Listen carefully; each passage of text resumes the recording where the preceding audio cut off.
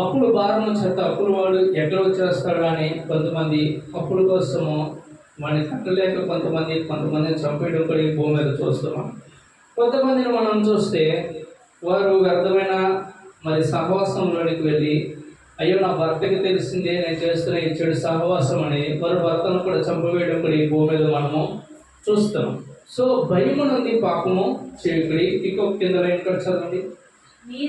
మీరు పడకల మీద ఉండగా మీ హృదయములలో ఏమి ధ్యానం చేసుకుని ఊరుకొని ఉండాలంట? మన పడకల మీద ఉన్నప్పుడు మనము చేయాలని కొన్నిసార్లు మన హృదయములో చెడు తలంపులు వచ్చి భయం వలన పాపం చేయాలనే ఆలోచన వచ్చినప్పుడంట కొన్నిట్లో మనం ధ్యానం చేసి ఏం చేయాలని ఊరుకుండాలంట. దేవుడి గురించిన ఒకవేళ నువ్వు ఆలోచన చేస్తే వాటిని కూడా నేను ధ్యానం చేయాలంటే ఊరుకుండు. పాపం చేయాలని ఒకవేళ నీకు భయము చేత పాపం చేయాలని వ్యర్థమైన తలంపులు, ఒకరిని చంపవేయాలని, ఒకరిని మోసం చేయాలని కానీ, ఒకరి దగ్గర ఏదైనా దొంగిలించాలని కానీ ఒకవేళ నీ హృదయంలో ఎలాంటి ఆలోచనలు వస్తే, అలాంటి ఆలోచనలు ఉన్నప్పుడు కూడా నువ్వు ఏం చేయాలంటే ఆ నైట్ ఏం చేయాలంటే ఆ దినం నువ్వు పడుకున్నప్పుడు వాటిని ధ్యానించి ఓర్పుని ఉండాలి. వాటిని చేయడానికి ఎంత మాత్రం కూడా వెళ్ళకూడదట. అయితే ఈ రాత్రి ప్రాముఖ్యంగా దేవుడు నా హృదయంలో ఒక భక్తుని జీవితాన్ని చాలా బాగుగా చూపిస్తూ ఉన్నాడు. ఆ వ్యక్తి ఎవరంటే దావీదు మహారాజు. దావీదు మహారాజు యొక్క జీవితంలో కనుక మనం ధ్యానం చేయాలి రాత్రి స్పష్టముగా.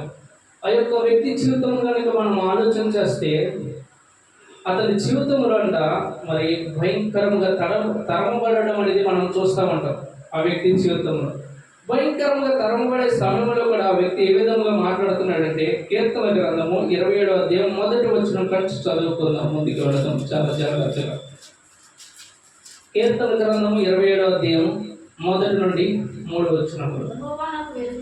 యెహోవా నాకు వెలుగును, రక్షణమై ఉన్నాడు.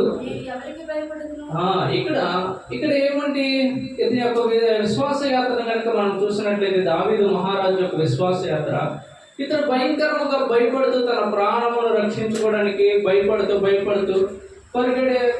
పరిగెడుతూ ఉండే సమయంలో కూడా ఇతడు ఏమని మాట్లాడుతున్నాడంటే, యెహోవా నాకు వెలుగై ఉన్నాడు, ఆయన నాకు రక్షణ అయి ఉన్నాడు కనుక నేను ఎవరికి భయపడాలి? అసలుకి నేను ఎందుకోసం భయపడాలి? ఇక్కడ ఏమన్నాడంటే భయము వలన మీరు పాపం చేయకుడి అంటున్నాడు. ఇక్కడేమన్నాడంటే దావీదు మహారాజు, అయ్యో నీవు నాకు వెలుగై ఉన్నావు, నీవు నాకు రక్షణ అయి ఉన్నావు కనుక నేను ఎవరికి భయపడాలి? అసలుకి ఏ పాపమునికైనా నిజమునకు చెప్పాలంటే సౌలు రాజును అనేక మార్లు అతనికి చంపడానికి అవకాశం వచ్చినప్పుడు కూడా చంపకుండా ఆగిపోయాడు. అయినను కూడా అతను ఏమంటే నేను ఎవరికి భయపడాలి అసలుకి అంటూ మాట్లాడుతూ ఏమంటున్నాడంటే, ఇంకా చదవండి. యెహోవాయే నా ప్రాణదుర్గము, నేను ఎవరికి వెళ్తాను? అసలుకి నా శరీర మాంసము నా తినుటకై దుష్టులు నా మీదికి వచ్చినప్పుడు, నన్ను బాధించు శత్రువులు నా మీదికి వచ్చినప్పుడు వారు తొట్టిల్లి కూలుదురు. అంటే ఏమని ఇక్కడ మనం కనుక ఆలోచన చేస్తే, ఇక్కడ మహారాజు అయిన దావీదుకి ఒక శరీరమునకు క్షీణింప చేయడానికి, శరీరమును తినివేయడానికంట మరి ఒక శత్రువు రావడానికి చూస్తున్నాడంట. మనం కనుక ఈ భూమి మీద ఆలోచన చేస్తే మన శరీరములను తినేసి ఏమిటయ్యా అంటే ఈ ప్రస్తుత కాలంలో రోగములు, అనేక శరీరములను అవయవములన్నింటిని కూడా ఒక మనిషి చనిపోయే సమయానికి వచ్చేప్పటికీ కొన్నిసార్లు ఇతని దేహంలో ఏ అవయవం కూడా సరిగా లేదు, అన్నీ కూడా తినివేసినాయ్యా, అన్నీ కూడా బాగోలేదయ్యా, అన్నీ కూడా పాడైపోయినాయ్యా అంటారు. పాడైపోయిన తర్వాత ఏ మనిషికి ఆరోగ్యం లేదని ఏం చెప్తారంటే ఏం చేసిన ఉపయోగము లేదు కాబట్టి తీసుకెళ్ళిపోండి అయ్యా అంటారు. ఇక్కడ ఇతనికి కలుగుతున్న శ్రమలలో ఇబ్బందుల్లో దావీదు ఏమంటున్నాడంటే, అసలు నాకు యెహోవా వెలుగై ఉన్నాడు, ఆయన నాకు రక్షణ అయి ఉన్నాడు, నేను ఎవరికి అసలు భయపడాలి? అంత మాత్రమే కాదు, నన్ను నశింప చేయడానికి, నా శరీరమును తినివేయడానికి, నా శరీరమును క్షీణింప చేయడానికి శత్రువులు నన్ను తరమడానికి చూస్తున్నారు. అయినను కూడా నేను ఏమి నమ్ముతున్నానంటే, నన్ను తరమడానికి ఏ శత్రువు అయితే వస్తున్నాడో వాణిని దేవుడు ఏం చేస్తాడంటే తొట్టులింపజేస్తాడు.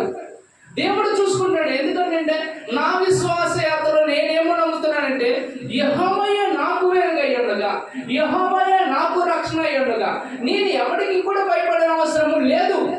హల్లెలూయా. ఇంకేమంటాడు చదవండి.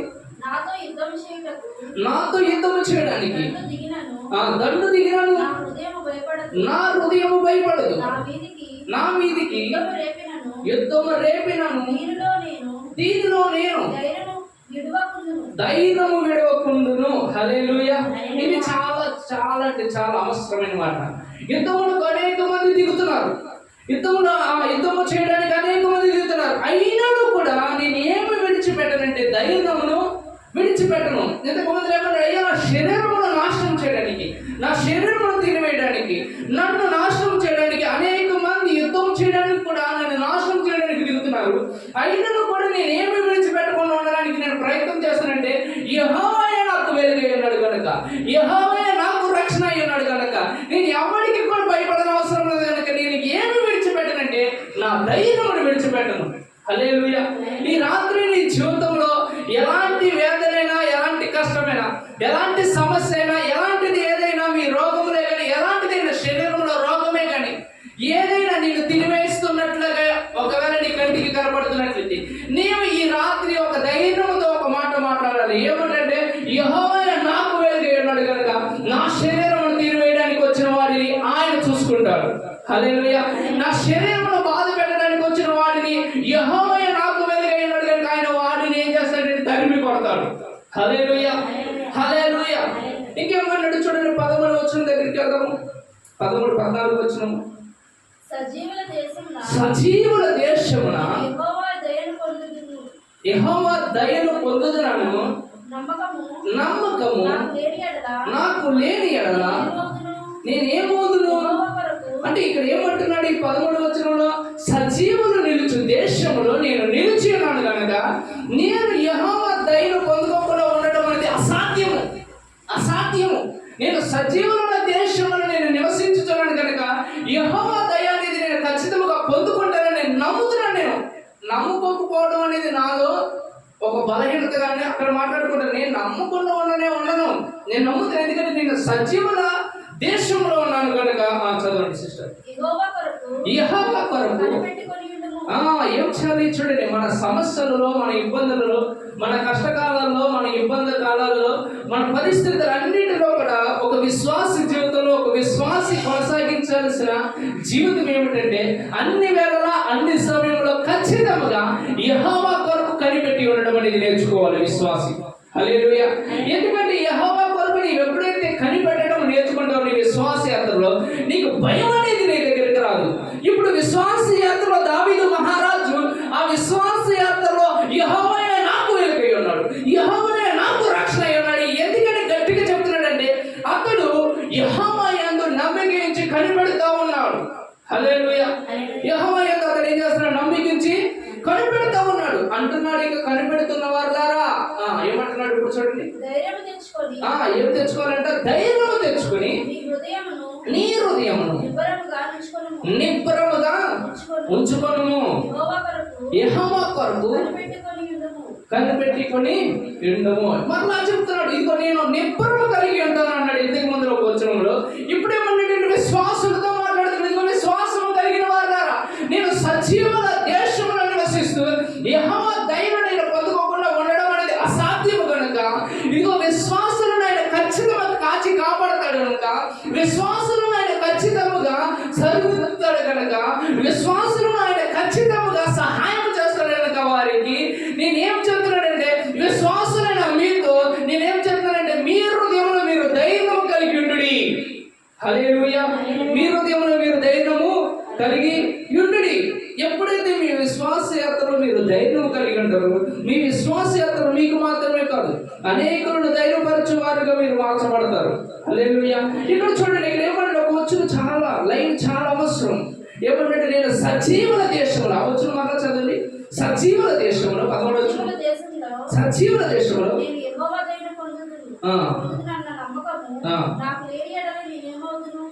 ఏమంటున్నాడు? సజీవుల దేశంలో ఉన్నప్పుడు అనగా నేను ఆయన ధైర్యం పొందుకోకపోవడం ఉండడం అనేది అసాధ్యముగా మాట్లాడుతున్నాడు. ఇప్పుడు నీ కొరకు నీతో ఈ రాత్రి కాల సమయంలో దేవుడే మాట్లాడుతున్నాడంటే నీ కొరకు నేను ఈ భూమి మీదకి వచ్చాను కదా, నీ కొరకు నేను ఈ భూమి మీదకి వచ్చి క్రయాధనముగా మార్చబడినాను కనుక నేనేం చేశాను తెలుసా నీ కోసం అంటే ఏమన్నాడు తెలుసా? యెషయా గ్రంథం దీని ఒకసారి ఒక మంచి వచనం చూపిస్తా. యెషయా గ్రంథం 53వ అధ్యాయం అధ్యాయము, యెషయా గ్రంథం 53వ అధ్యాయము 8వ వచనం కింద నుంచి 2 చదవండి, లేదా 8వ వచనం మొత్తం చదవండి. 53వ అధ్యాయం 8వ వచనం. అన్యాయపు తీర్పు నొందిన వాడై అతడు కొనుక్కోబడెను. ఆయన నా జనుల అతిక్రమములను బట్టి సజీవ భూమిలో నుండి ఎవరు?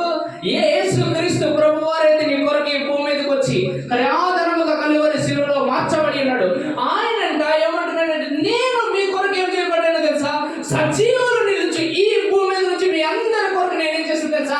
మీ అందరికి ధైర్యం కలుగు చేయాలని, మీలో ఉన్న ప్రతి భయములన్నిటి నుంచి మిమ్మల్ని విడిపించాలని, నేను ఈ సజీవులు నిలిచి ఈ భూమి మీద నుంచి నేను ఏమయ్యానంటే కొట్టివేయబడి ఉన్నాను. హల్లెలూయా. ఇక్కడ దావీదు భక్తుడు ఏమన్నాడు? అయ్యా, నేను సజీవులు నివసించు దేశమందు నిలబడి ఉన్నాను కనుక నేను నీ దయను పొందుకోకపోవడం అనేది అసాధ్యము. ఇక్కడ ఏమన్నాడు? అయ్యా, మీకు ధైర్యం నేను అనుగ్రహించడానికి, మిమ్మల్ని రక్షించుకోవడానికి, మీ కొరకు ప్రాణం పెట్టిన నేనేం చేశాను తెలుసా? సజీవులు నిలిచి ఈ భూమిలో నుంచి నేనేమయ్యాను తెలుసా? కొట్టివేయబడి ఉన్నాను మీ కొరకు. హల్లెలూయా, హల్లెలూయా. ఇట్లా మాట్లాడితే ఏమన్నాడు తెలుసా? ఈ రాత్రి నీతో ప్రభు మాట్లాడుతున్న మాట ఏమిటో తెలుసా? యెషయా గ్రంథం 35:3-4 వచనాలు చదివి ముందుకు వెళ్దాము. మరలా దావీదు భక్తుల దగ్గరికి వెళ్ళి ఈ మాటలు చదువుతున్నాం. యెషయా గ్రంథం 35:3-4 వచనాలు. సడలిన చేతులను బలపరచుడి, తొట్టిల్లు మోకాళ్ళను దృఢపరచుడి, హృదయములను ఆగండి. ఇక్కడ చాలా జాగ్రత్తగా అర్థం చేసుకోవాలి. ఒక్కొక్కసారి ఈ విశ్వాస యాత్రలో నీకు బలపరచువారు కానీ, నీతో మాట్లాడేవారు కానీ, నీకు అన్ని వేళల్లో కూడా ఒక్కొక్కసారి సేవకులు కూడా నీకు అందుబాటులో లేకుండా పోవచ్చు. ఒక్కొక్కసారి నీ విశ్వాస యాత్రలో నీకు పక్కన నిలబడి నేను ధైర్యపరిచేవారు ఒక్కొక్కసారి పక్కన లేకపోవచ్చు. అయితే అలాంటి సమయంలో కూడా ఈ దేవుడు నీతో మాట్లాడే మాట ఏమిటో తెలుసా? సడలిన చేతులను బలపరచు, తొట్టిల్లు మోకాళ్ళను దృఢపరచుడి, హృదయములతో. అంటే మీతో మీరే మాట్లాడుకోవాలి. మీతో మీరే మాట్లాడుకోవాలి. ఏం చేయాలి? మీతో మీరే మాట్లాడుకోవాలి. ఏమని మాట్లాడుకోవాలి? ఓ సడలిన చేతులారా మీరేమవుతారండి? బలపరచు. నువ్వు బలపడు. ఎందుకని బలపడాలి తెలుసా? చదవండి. భయపడక ధైర్యముగా నుండి. ఈ రాత్రి నేను ఒక మాట చెప్పడానికి నేను చాలా ప్రయత్నం చేస్తాను. ధైర్యముగా నీ విశ్వాస యాత్రను ముందుకు కొనసాగించాలి ఈ రాత్రి. హల్లెలూయా. నీ విశ్వాస యాత్రను నువ్వు భయమును విడిచి ధైర్యం చేత నింపబడేది. దానికోసం ఏమంటున్నాడంటే, ఇదిగో నీకు ధైర్యం చేత నేనేం చేస్తాను తెలుసా? యెహోవాయే నాకు వెలుగుకున్నాడని నేను నమ్ముతున్నా. ఆయన నాకు నా పక్షమున ఉన్నాడని నేను నమ్ముతున్నాను. ఆయన నాకు రక్షణ అయి ఉన్నాడని నేను నమ్ముతున్నాను. కాబట్టి నేను ఎవరికి కూడా నేను భయపడను. నేనేమవుతానంటే ఇక మీదట నేను ధైర్యం కలిగి ఉంటాను. అంత మాత్రమే కాదు, సజీవులు నివసిస్తున్న ఈ దేశంలో నేను చూస్తున్నాను కనుక అందరినీ కాపాడుతున్న ఈ దేవుడే నన్ను కూడా కాపాడుతాడని నేను నమ్ముతున్నా. కాబట్టి నేనేమంటానంటే, విశ్వాసులైనా ఇదిగో ఈ దేవుని నమ్మిన ప్రతి ఒక్కరు కూడా ధైర్యం కలిగి జీవించాలి. హల్లెలూయా. అంత మాత్రమే కాదు, ఇప్పుడు నేనేమంటానంటే తెలుసా? ఇదిగో సజీవులను ఈ భూమి మీద నుంచి నీ కొరకు ఈ భూమి మీదకి వచ్చిన ఆ యేసుక్రీస్తు ప్రభు వారు కొట్టివేయబడి తనని అప్పగించుకున్న తర్వాత నాతో మాట్లాడేంటో తెలుసా? అయ్యా, ఇదిగో నేను మీ కొరకు రక్తము కార్చి ఉన్నాను, మీ కొరకు నా ప్రాణం పెట్టి ఉన్నాను. అంత మాత్రమే కాదు, ఇప్పుడు మీతో మీరు మాట్లాడుకోవాలి. ఏం మాట్లాడుకుంటారో తెలుసా? సడలిన చేతులతో, ఇదిగో కదలలేక ఆగిపోయిన ఆ కళ్ళతో మీతో మీరు మాట్లాడుకోనండి. భయపడక ధైర్యం వహించు. ఎందుకో తెలుసా? నేను నీ కొరకు సజీవులని ఈ దేశం నుంచి నేను కొట్టివేయబడి ఉన్నాను నీ కొరకు. హల్లెలూయా, హల్లెలూయా. ఎవరి కోసం? యేసుక్రీస్తు ప్రభు వారు వచ్చి ఆయన క్రయాధనంగా మార్చబడింది ఎవరి కోసం అంటే నీ కోసమే. నీకు భయం లేకుండా నువ్వు సజీవుల లెక్కలో నివసించాలని ఆయన ఏం చేశాడంటే సజీవులు నిలుచుడు ఆ దేశం నుంచి కొట్టివేయబడి ఉన్నాడు ఆయన. హల్లెలూయా. అంటే మనం ఖచ్చితంగా ఏం కలిగి జీవించాలంటే ధైర్యం కలిగి జీవించాలి. ఈ విశ్వాస యాత్రలో ఏం కలిగి జీవించాలి? ధైర్యం. ఒకసారి ఎబ్రీయులకు రాసిన పత్రిక 2వ అధ్యాయం 15వ వచనం చదువు ఒకసారి. ఇదిగో మనిషిని భయంకరంగా బాధ పెట్టేదే మరణ భయం. ఎబ్రీయులకు రాసిన పత్రిక 2వ అధ్యాయం 15వ వచనం 14వ వచనం నుంచి నేను చదువుతున్నాను చూడండి. కాబట్టి ఆ పిల్లలు రక్త మాంసము గలవారైనందున ఆ ప్రకారమే మరణము యొక్క బలము గల వాణిని అనగా అపవాదిని మరణము ద్వారా నశింపచేయుటకు జీవిత కాలమంతయు మరణ భయము చేత దాస్యమునకు లోబడిన వారిని విడిపించుటకు ఆయన కూడా రక్త మాంసములో పాలువాడాయను. ఏంటంటే ఇక్కడ జీవిత కాలమంతయు ఒక విశ్వాసి అర్థంలో భయం అనేది ఎంతకాలం ఉంటుందంట? మరణ భయము జీవిత కాలం అంతే. ఎంతకాలము?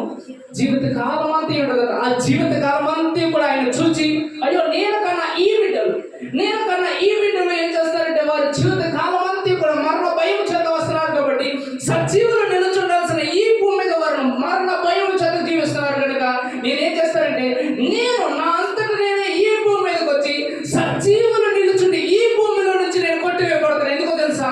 సజీవులైన ప్రతి ఒక్కరూ కూడా ధైర్యం పొందుకోవాల్సిందే ఖచ్చితంగా. హల్లెలూయా. ఏ దావీదు భక్తుడైతే సజీవులు నిలుచుండు దేశంలో ధైర్యం ఒకవేళ పొందుకోకుండా ఉండడం అనేది అసాధ్యముగా అనుకున్నాడు, ఆ అసాధ్యముగా ఉన్న దాన్ని ఖచ్చితంగా ఆయన ఏం చేశాడంటే ఆయన చనిపోయి మనందరికీ కూడా ఏమి ఇచ్చాడంటే ధైర్యము అనుగ్రహించాడు ఆయన. హల్లెలూయా. ఏమనుగ్రహించాడు ఆయన?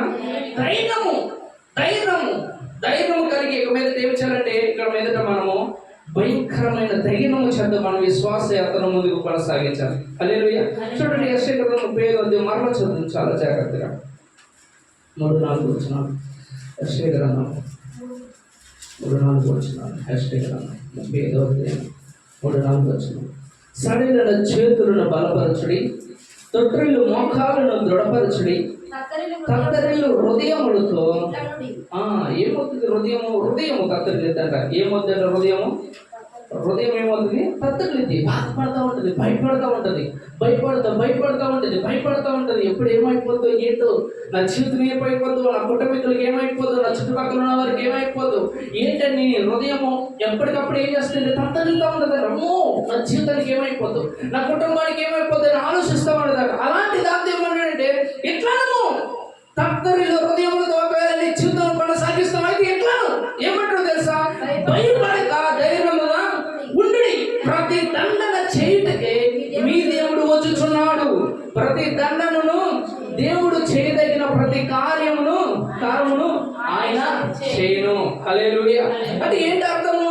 నీ జీవితంలో ఏ ప్రతి దండన ఉండాలని వెళ్తున్నావు నీ జీవితంలో, వాటన్నిటికీ కూడా ఆయన ఏం చేస్తానంటే వచ్చి ఆ ప్రతి దండన నుంచి నేను విడిపించి వాటన్నిటికీ కూడా ఆయనే జవాబుగా చూపిస్తాడంట నీ జీవితంలో కార్యము చేసి.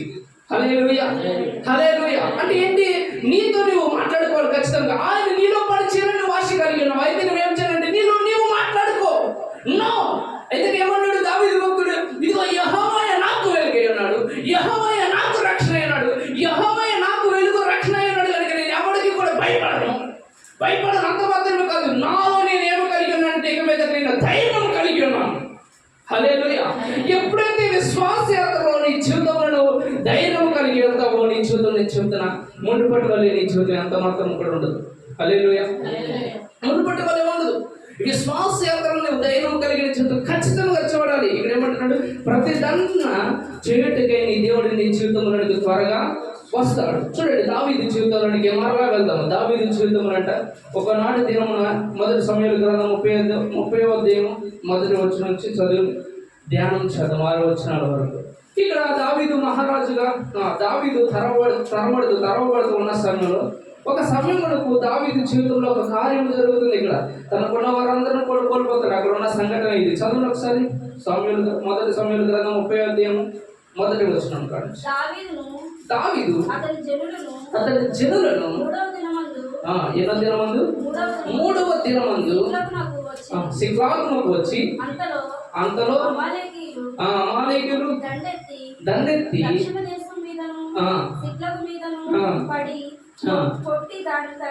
కొట్టి దాన్ని తగలబెట్టి గనులేమి అల్పులేమి అందులో వారందరినీ చెరపట్టుకుని చంపక వారిని తీసుకుని వెళ్ళిపోయి ఆ. అతని జనులను పట్టణంలోకి వచ్చి కాల్చబడి ఉండుటయు అది కాల్చబడి భార్యలను కుమారులను వారి కుమారులను కుమార్తెలను చెరలోనికి కొనుక్కోబడి ఉండుటయు చూచి ఇక ఏడ్చుటకు శక్తి లేకపోవునంత బిగ్గరగా ఏడ్చిరి. ఇక్కడ ఉన్నది నిజమంటూ చూస్తే నిజమంటూ ఏడవాలి. ఏం చేయాలి? ఏడవాలి. అక్కడ ఉన్న వాళ్ళందరూ ఇక్కడ ఏం చేస్తారు? శక్తికి మించి ఏం చేస్తున్నారు? అక్కడ ఉన్న వాళ్ళందరూ ఏడుస్తున్నారు. ఏం చేస్తున్నారు? ఎందుకని వారికి ఉన్న వారందరూ కూడా లేదు. తనకున్న కుమారులు లేదు, తనకున్న భార్య లేదు, తనకున్న పిల్లలు లేదు, తనకున్నది ఏది కూడా అన్నీ కూడా ఏమైంది అంటే కాల్చబడి ఉన్నాయి. కాల్చబడిన సమయంలో ఎవరు కూడా ఏమైంది పోతే పోయింది దేవుడు ఇస్తాలే అని ధైర్యం తెచ్చుకుని ఏ మనిషి కూడా ఉండలేదు. ప్రతి మనుషుడు కూడా భయంకరమైన వేదంలోనికి వెళ్ళిపోయి అయ్యో దేవుడు నాకు ఎందుకు ఎంత భయంకరంగా నేను వేధిస్తున్నాడనే ఆలోచనలోకి వచ్చేస్తాం. ప్రతి విశ్వాస జీవితంలో కూడా ఒకసారి ఇలాంటి స్థాయిలోనికి వెళ్ళినప్పుడు ఇలాగే వచ్చేస్తాం. కానీ ఇక్కడ దావీదుతో పాటు ఉన్న వాళ్ళందరూ కూడా ఏం చేశారంటే శక్తికి మించి ఏడవడం స్టార్ట్ చేశారంట.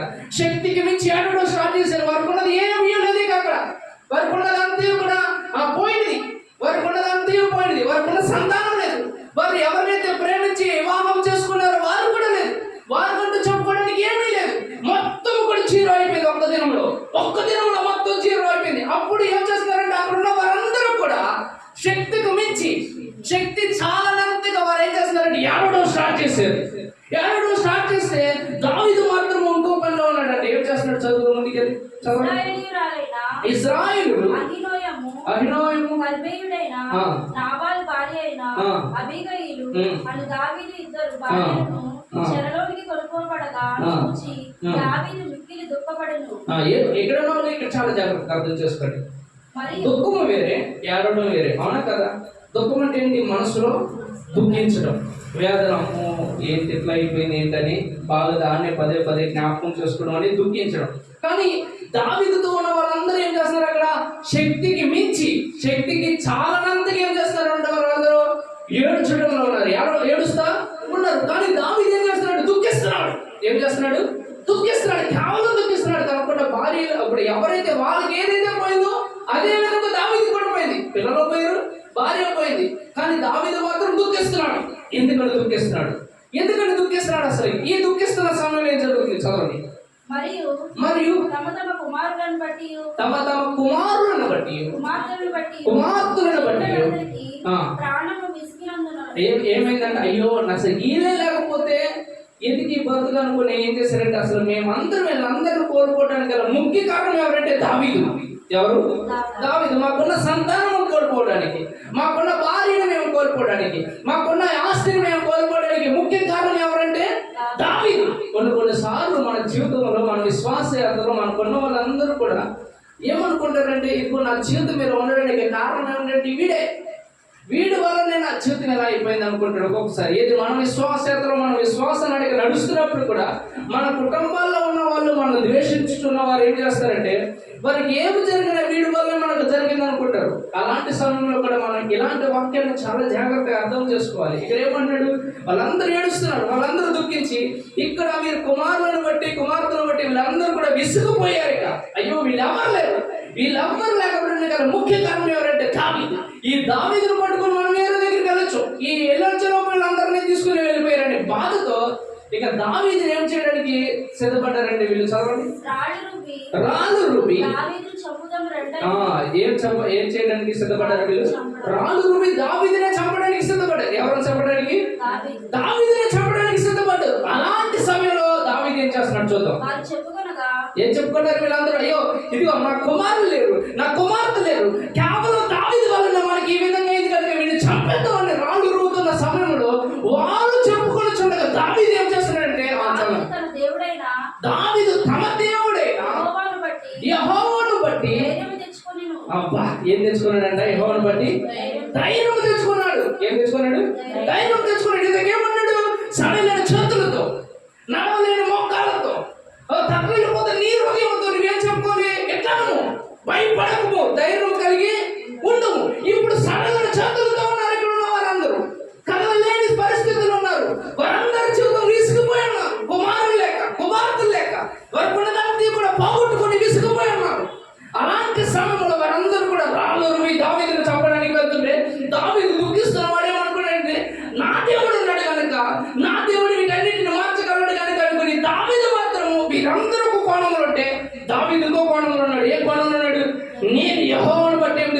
ధైర్యం తెచ్చుకోవాలి. హల్లెలూయా. నీ జీవితంలో సమస్య నీకు ఏమి తెలియపరచాలంటే నీకు ధైర్యం కలుగు చేయాలి. ఏం కలుగు చేయాలి? ధైర్యం కలుగు చేయాలి. నీ జీవితంలో సమస్య నేను అధిగమించడానికి ప్రయత్నం చేస్తున్నావు. ప్రతిసారి నీ చుట్టుపక్కల ఉన్న వారందరూ కూడా నీ జీవితంలో నాశనమే కోరుకుంటున్నప్పటికీ కూడా, నీ చుట్టుపక్కల ఉన్న వారందరూ కూడా నీ జీవితం అయిపోతే చాలు అనుకుంటున్నప్పుడు కూడా, నీ జీవితం ఇక ముగించబడితే చాలు, ఇక్కడ ఎందుకు బతుకుతున్నాడు, చచ్చిపోతే బాగుంది కదా అనుకుంటున్నప్పటికీ కూడా నీ విశ్వాస యాత్రలో నువ్వేం చేయాలంటే నీ దేవుని వల్ల నువ్వేం పొందుకోవాలి? ధైర్యం పొందుకోవాలి. ఏం పొందుకోవాలి? అసలు గట్టిగానే ఏం పొందుకోవాలి? ధైర్యము. ఎప్పుడు? నీకున్న వారందరూ కూడా నిన్ను తృణీకరిస్తున్నప్పుడు కూడా నీవు ధైర్యము పొందుకోవాలి. ఈ రాత్రి హల్లెలూయా. ఇక నీ జీవితం అయిపోయింది, నీ పరిస్థితి అయిపోయింది, ఇక నీ బ్రతుకు ముందుకు వెళ్ళదు అంటున్నప్పుడు కూడా నువ్వేం పొందుకోవాలంటే యెహోవాను బట్టి ఈ రాత్రి నువ్వేం పొందుకోవాలి తెలుసా? ఖచ్చితంగా ధైర్యము పొందుకోవాలి. హల్లెలూయా. ఇప్పుడు దావీదు భక్తుడు ఏమన్నాడు? ఇంతకు ముందులో వచ్చిన చదువుకునొచ్చు 27వ అధ్యాయంలో కీర్తన, యెహోవాయే నాకు వెలుగై ఉన్నాడు, యెహోవాయే నాకు రక్షణ అన్నాడు. ఏ మనుషుడైనా నాకు ఏం చేస్తాడు అన్నాడా? ఇప్పుడేమన్నాడు? వీళ్ళందరూ కూడా చంపడానికి రాళ్ళు రోతుంటే, వీళ్ళందరూ చంపడానికి చూస్తుంటే వీరెవ్వరికి భయపడకుండా ఇక్కడ ఏం చేస్తున్నాడు? యెహోవాను బట్టి ధైర్యం తెచ్చుకున్నాడు. హల్లెలూయా. గొప్ప విశ్వాసం దావీదు. అవును కదా? అలాంటి విశ్వాసంలోనికి మనం వెళ్ళాలి ఈ రాత్రి. నీ విశ్వాసమే స్థాయిలో ఉన్నది ఈ రాత్రి. నీవు ఏ విశ్వాసము కలిగిన స్థాయిలో నడుస్తున్నావు? ఈ పరిచయలో చెత్తపరచబడిన మీ అందరితో దేవుడు మాట్లాడే మాట ఎప్పుడు తెలుసా? నీ విశ్వాస స్థాయి నువ్వు ఏం చేసుకోవాలంటే ఈ రాత్రి పెంచుకో. ఎలా పెంచుకోవాలి? నీతో నువ్వు మాట్లాడుకో. సడలని చేతులతో వచ్చావా? రోగముతో వచ్చావా? కష్టముతో వచ్చావా? నష్టముతో వచ్చావా? చెప్పుకొని బాధతో వచ్చావా? నీతో నువ్వు మాట్లాడుకో. యెహోవాయే నాకు తోడుకున్నాడు, యెహోవాయే నాకు వెలుగై ఉన్నాడు, యెహోవాయే నాకు రక్షణ అయి ఉన్నాడు, యెహోవాయే నాకు స్వస్థత అయి ఉన్నాడు. నీ జీవితంలో ఏ విధమో కోణములు అయితే నీవు బలహీనుడుకున్నావు ఈ రాత్రి. ఒకవేళ దరిద్రంగా ఉన్నావా అయితే మాట్లాడుకో, యెహోవాయే నాకు ధనమై ఉన్నాడు. ఒకవేళ అనారోగ్యంతో నీ జీవితంలో కొనసాగిస్తే ప్రాంతానికి వచ్చావు అయితే మాట్లాడుకో, యెహోవాయే నాకు ఆరోగ్యమై ఉన్నాడు. ఒకవేళ నీ జీవితంలో పాపముతో ఈ ప్రాంతానికి వచ్చావు అయితే నువ్వు మాట్లాడుకో, యెహోవాయే నాకు పరిశుద్ధత అయి ఉన్నాడు. హల్లెలూయా. నీతో నువ్వు మాట్లాడుకో ఈ రాత్రి. ఆ తొట్టిల్లిపోతున్నా హృదయంతో మాట్లాడుకో. అప్పుడు ఏం చేస్తాడు? దేవుడు ధైర్యం అనుగ్రహిస్తాడు. హల్లెలూయా. చూడండి, ఈ భూమి మీద నడవడానికి ఖచ్చితంగా ధైర్యం అనేది కావాలి.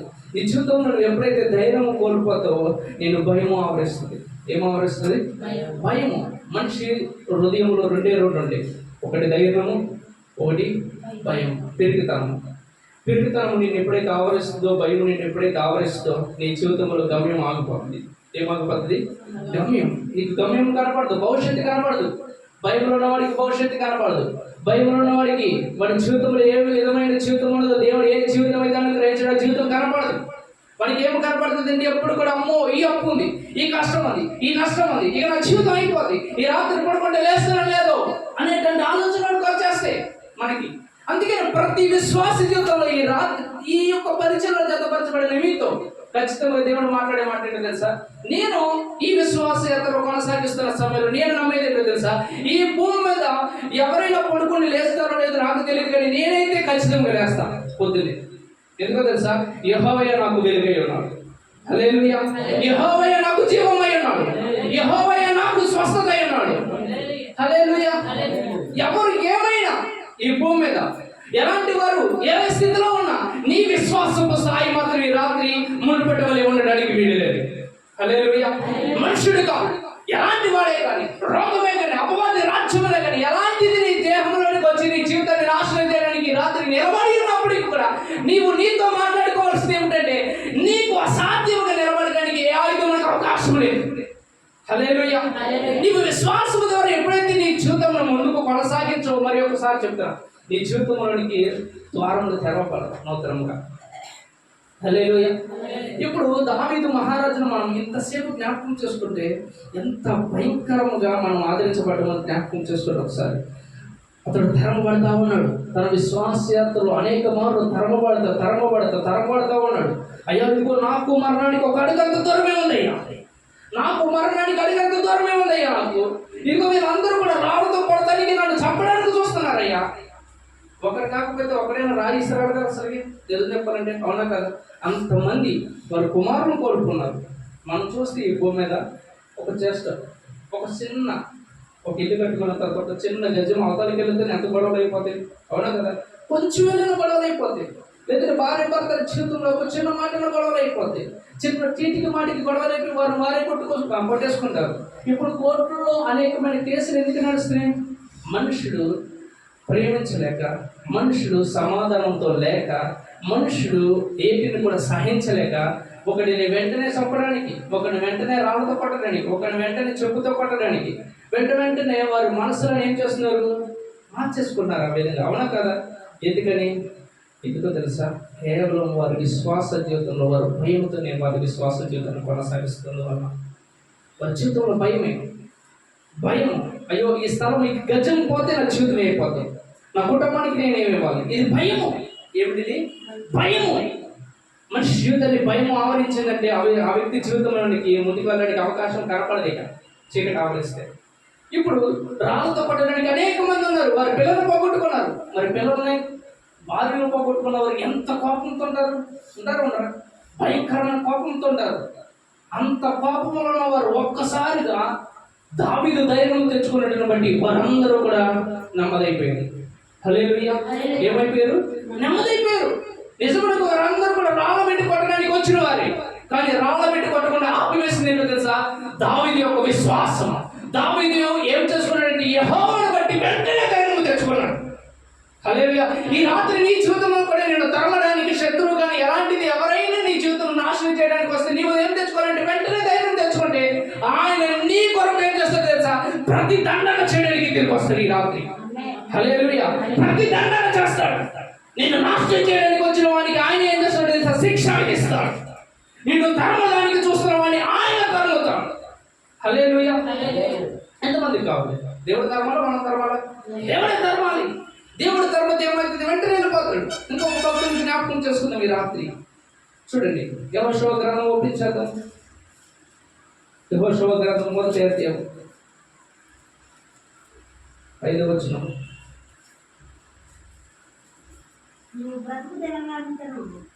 నీవు బ్రతుకు దినములన్నిటిను ఏ మనుషుడును నీ ఎదుట నిలవలేక ఉండును. నేను మోషేకు తోడై ఉన్నట్లు నీకును తోడై ఉండును. నిన్ను విడువను, నేను ఎడబాయను, నిబ్బరము కలిగి ధైర్యముగా ఉండము. ఏం చెప్తున్నాడు ఇక్కడ? చాలా జాగ్రత్తగా అర్థం చేసుకోండి. రాత్రి ధైర్యం అనే మాట నేను సాధ్యమైనంత అన్నిసార్లు మీకు చూపించడానికి నేను ప్రయత్నం చేస్తాను. ఇక్కడ యెహోషువ అనే ఒక భక్తుడు ఉన్నాడు. యెహోషువ భక్తుడి యొక్క కాలంలో అంతకు ముందు తనకు ఆత్మీయ తండ్రి అయిన మోషే అనే ఒక భక్తుడు ఉన్నాడు. ఈ మోషే భక్తుడు ఏం చేస్తాడంటే 430 సంవత్సరం నుంచి ఐగుప్తు దేశంలో బానిసలుగా, దాసులుగా జీవిస్తున్న ఇజ్రాయేల్ యొక్క ఆ సైన్యమును విడిపించి వారి మధ్య అనేకమైన అద్భుతములు, మహత్కార్యములు జరిగిస్తూ ఈ మోషే ద్వారా దేవుడు ఈ యొక్క ఇజ్రాయేల్ సంతానం అంతటిని కూడా బయటికి తీసుకొస్తాడు.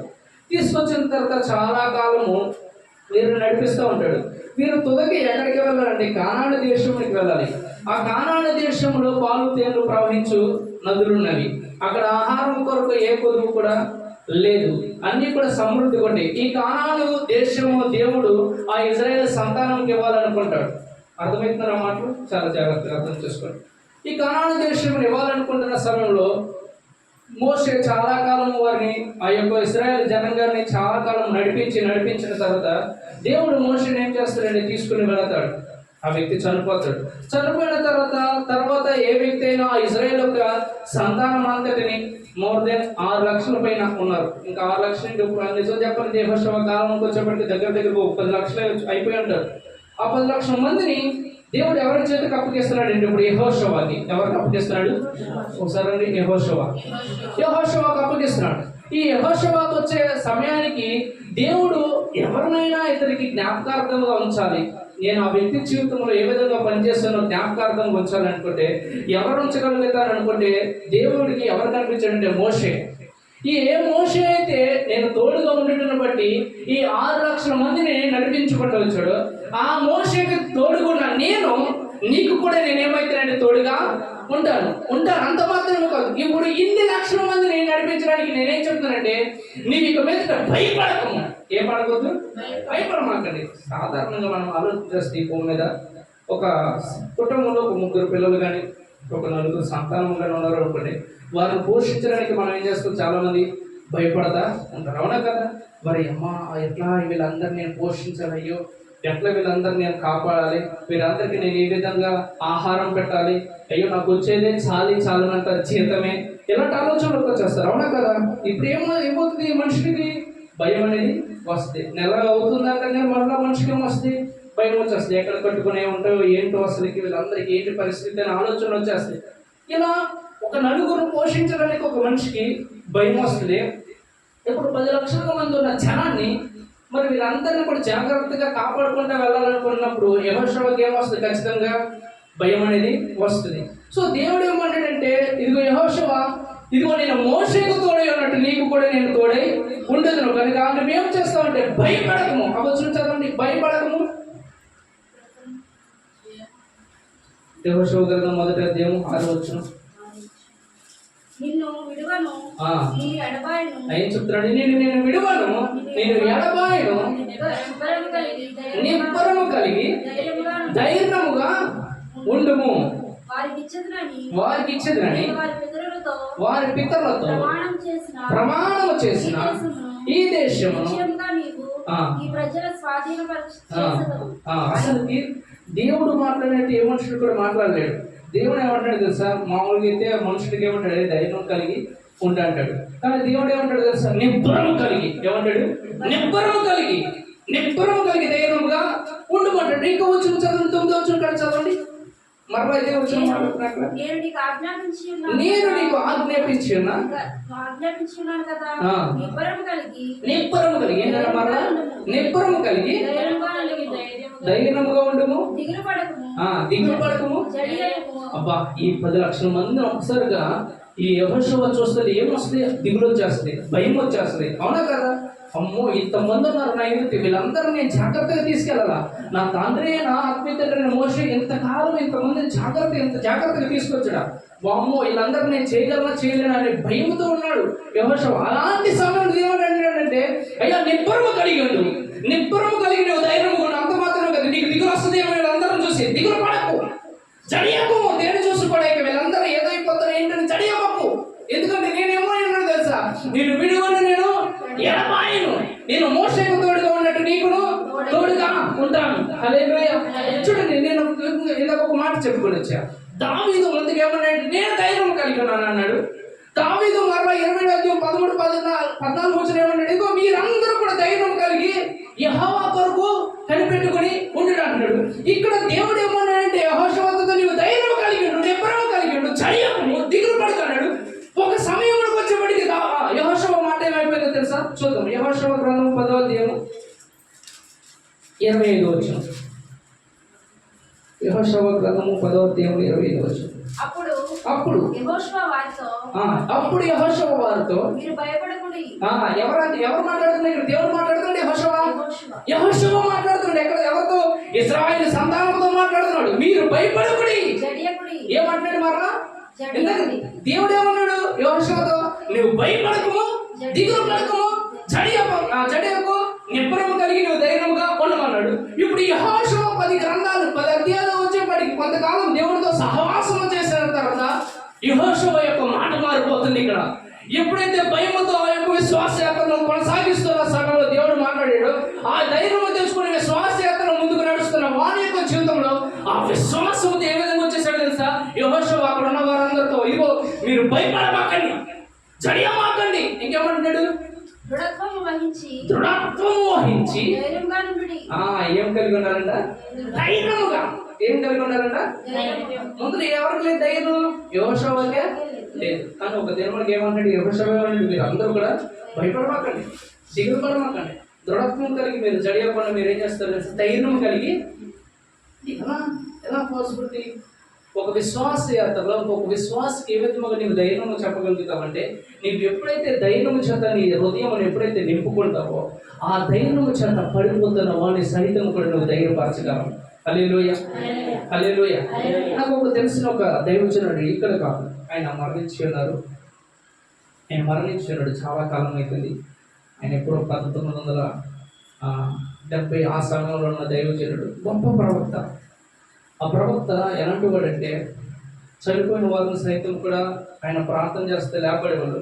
కానీ ఆయనకున్న అలవాటు ఏంటంటే ఏ మనిషిని కూడా ఇట్లా చేతి నుంచి ప్రార్థన చేసుకోవడం కాదు. ఆయనకున్న వరం ఏంటంటే ఆయనకి కోపం, మరణమన్న కోపం, వేదన కోపం, ఎలాంటిది ఏదైనా ఆయన ఏం చేస్తాడంటే ఎవరైనా వ్యాధి కలిగిన వాడు ఆయన ఎదురుకి వెళ్ళి ఏమైనా ప్రార్థన చేయాలన్నాడు అనుకోండి, ఎక్కడికి వ్యాధి ఉంటాడు, వేదన ఇక్కడ ఉన్నాడు అనుకోండి, అక్కడ ఏం చేస్తాడు తెలుసా, కొట్టేస్తాడు, కుదేస్తాడు. ఫాస్ట్గా ఎప్పుడైతే కుదుతాడో ఆయనలో సిక్నెస్ అప్పుడే వెంటనే పోయేది. చనిపోయిన వారు ఎవరైనా ఉన్నారు అనుకోండి, ఆ చనిపోయిన వారి దగ్గర బుద్ధి కూడా అంటారు, గుర్తున్న ఆ వ్యక్తి అప్పుడేవాడు. భయంకరమైన అద్భుతాలు జరిగినాయి అలాంటి వ్యక్తి జీవితంలో. ఒక దినమనంట ఆ యొక్క సేవకుడు ప్రవక్త ఒక దినమున భయంకరమైన వేదంతో దేనికోసమో తెలియదు ఏడుస్తూ నల్లబట్టు వేసుకుని ఆయన మంచం మీద పడుకొని పోయి ఉన్నాడట. ఎక్కడ? మంచం మీద పడుకొని పోయి ఉన్నాడంట. మంచం మీద పడుకున్నాడు. ఉదయం నుంచి సాయంకాలం వరకు అయిందంట. వాళ్ళ ఆవిడ ఏంటో ఉదయం నుంచి గమనిస్తుందంట, అసలు నా భర్త ఇలా ఉండడే, నా భర్త ఇలా ఉండడే, అలాంటిది నా భర్త ఎందుకు ఇలా ఉన్నాడు అని ఆమె ఆలోచిస్తా ఈవినింగ్ 6 అవుతున్న మంచం మీద నుంచి రావట్లేదంట. అలా ఏడుస్తూ ఉన్నాడంట. ఏడుస్తూ ఉంటుంటే ఆ లావుడు వచ్చిందంట ఒక మాట.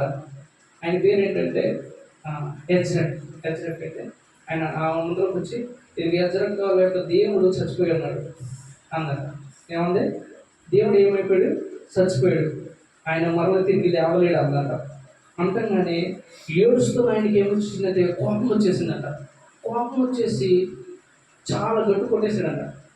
ఎందుకని ఆయనకి ఆల్రెడీ పట్టణం అలవాడు కదా, చాలా కోపం చూసి కొట్టేసాడంట. కొత్తగానే ఆ ఆవిడ వాళ్ళ మిస్సెస్ వాళ్ళ భార్య ఏమన్నా మాట్లాడిందో తెలుసా, నీకు ఎందుకు ఇంత కోపం వచ్చిందంటే, నా దేవుడు చచ్చిపోవడం అంటే ఆయన సజీవుడు, అలా సజీవుని కలిగిన ఉదయం నుంచి సాయంత్రం దాకా ఎందుకని మంచం మీద ఉన్నావు, ఎందుకని ఏడుస్తున్నావు నువ్వు, ఎందుకని ఏడుస్తున్నావు, నీకు ధైర్యం లేదా, నీ జీవితంలో ధైర్యం చేత నువ్వు ముందుకు నడవలేవు అన్నట్ట.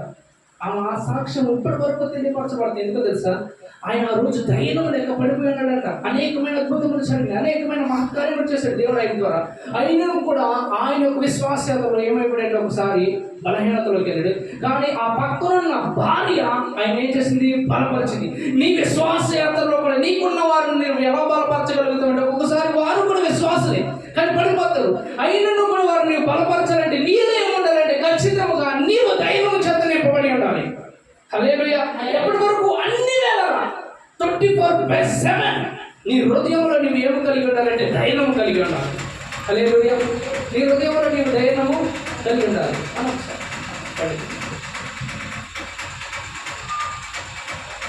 నీ హృదయంలో నీవు ధైర్యం కలిగి ఉండాలి. Thank you Jesus. యెహోవా నాకు ఎరుగాయే, యెహోవా నాకు రక్షణయే, నా ప్రాణ దుర్గమయే, నేను ఎవరికి ఎన్నడు భయపడను, నేను ఎవరికి ఎన్నడు భయపడను.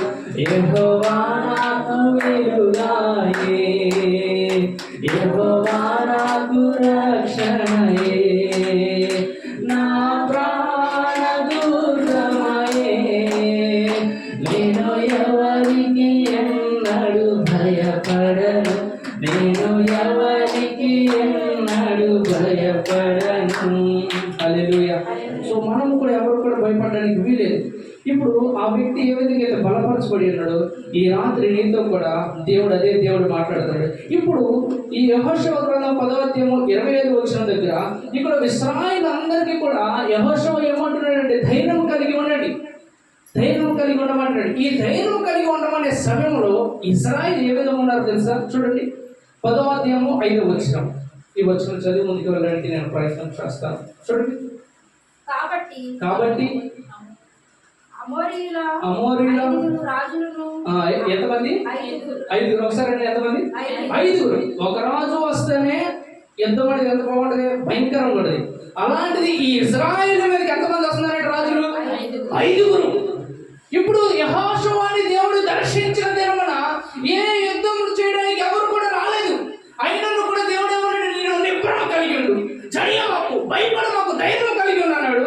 ఇప్పుడు యెహోషువ ఇశ్రాయేలు అందరికీ కూడా జయమాకండి, భయపడమాకండి, దృఢవిశ్వాసము చేత మీరు ధైర్యం వహించడని చెప్పిన దినమునకు వీరిని ఎంతమందిని నాశనం చేయడానికి వచ్చారంటే 5 రాజులు. 5 రాజ్యముల నుంచి 5 దేశముల నుంచి జనాభా వచ్చారనుకోండి, ఒక్క దేశ జనాభా నాశనం చేయడానికి ఈజీగా కదా, చాలా సులభం, అవునా కదా?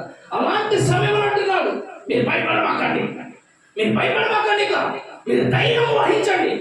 ఎంతమంది వచ్చినా, ఎవరు ఏం చేసినా ఏంటి, దేవుడు మన పక్షంలో ప్రతిదానం చేయడానికి వస్తాడు. హల్లెలూయా, హల్లెలూయా. ఎవరు వస్తారు నీ పక్షమున? దేవుడే వస్తాడు. నువ్వు ధైర్యం కలిగి కనుక భయపడకుండా, జరగకుండా, నీ విశ్వాస యాత్రలో ఎలాంటి పరిస్థితి అయితేనా నీవు విడిచిపెట్టకుండా దేవుడి కొరకు కనుక కనిపెట్టగలిగినట్లయితే నీ జీవితంలో ప్రతిదానం చేయడానికి దేవుడు ఈ రాత్రి కదలబోతున్నాడు. హల్లెలూయా, హల్లెలూయా. చెరువు వచ్చిన చూపించి నేను ముగించడానికి ప్రయత్నం చేస్తాను. విశ్వాస యాత్ర ఇంకెలా ఉండాలి? సామెతల గ్రంథం 28వ అధ్యాయం మొదటి వచనం. సామెతల గ్రంథం 28వ అధ్యాయం మొదటి వచనం. Thank you Jesus. ఎవడును తరమకుండానే దుష్టుడు పారిపోవును. ఏంటంట? ఏం చేయను? ఒకసారి చెప్పండి. ఎవడు కూడా తరమకుండా దుష్టుడు పారిపోవును. నీ జీవితంలో ఏ దుష్టుడైతే నేను నాశనం చేయడానికి వచ్చాడో, నువ్వు ఏమి చేయకుండా పారిపోవాలని కనుక నువ్వు ఆలోచన చేస్తే ఏం చేయాలో తెలుసు? నువ్వు చదవండి. నీతిమంతులు ఎలా ఉండాలంట? సింహం వలె. ఆహా, ఎలా ఉండాలంట? నీతిమంతులు సింహం వలె. ఈ రాత్రి ఈ పరిచయంలోనికి వచ్చిన మీ అందరితో దేవుడు మాట్లాడే మాట ఏంటో తెలుసా? ఎవ్వడు తరపకుండా నీ జీవితంలో నేను నాశనం చేయడానికి వచ్చిన అనారోగ్యమైన, కష్టమైన, నష్టమైన, అప్పులైన దటంతటా అవే పారిపోవాలంటే నువ్వేం చేయాలో తెలిసి ఈ రాత్రి సింహం వలె నీవు ఈ విశ్వాసంతో ధైర్యం కలిగి ఉండాలి ఈ రాత్రి. హల్లెలూయా. ఎవ్వడు తరమకుండా నీ జీవితంలో ఏదైతే నేను నాశనం చేయడానికి వచ్చిందో, ఎంత కాలం బట్టి నువ్వు వాటిని తరమాలను కూడా తరమలేకపోతున్నావు, వాడు ఈ రాత్రి నీ జీవితంలో నుంచి పారిపోవడానికి సిద్ధంగా ఉన్నాడు. ఎలాగో తెలుసా? నీవు ధైర్యం వహిస్తే చాలు. ఏం వహించాలి? ఎలా వహించాలి? సింహం వలె. ఎలాగా? సింహం ఎదుటికి వెళ్ళి ఎవరైనా ధైర్యంతో నిలబడగలుగుతారా? ఎవరైనా ఈ భూమి మీద ఏ మనుషుడైనా అడుగులోకి వెళ్ళిపోయి సింహం వచ్చిందని మొదలుకొని కదలకుండా అడిగి ఉంచుంటా కదలనే ఖచ్చితంగా ఏం చేస్తాడు? పారిపోతాడు. నీ విశ్వాసయాత్రలు నువ్వు ఎప్పుడైతే సింహం వలె ధైర్యం చేత నిలబడతావు, నేను నాశనం చేయడానికి వచ్చిన శత్రువు ఏం చేస్తాడు? వాడు అంతటి వాడే పారిపోతాడు. ఇది తాళపు చెవి. ఏమిటిది? విశ్వాసానికి తాళపు చెవి. నీ విశ్వాస జీవితంలో నువ్వు ఒక తాళపు చెవి కలిగి ఉండాలి. ఏమిటది? నీవు ధైర్యం కలిగి ఉండాలి. అప్పుడు నిన్ను నాశనం చేయడానికి వచ్చిన వాడు అంతటి వాడే పారిపోతాడు. అటు విధంగా ఈ రాత్రి మీ జీవితంలో మిమ్మల్ని నాశనం చేయడానికి వచ్చిన ప్రతి దుష్టుడు వాడంతటి వాడే పారిపోడు కాక, మీరందరూ కూడా సింహం వలె ధైర్యం చేత నింపబడుతురు కాక, మీ జీవితంలో చెయ్యక భయపడ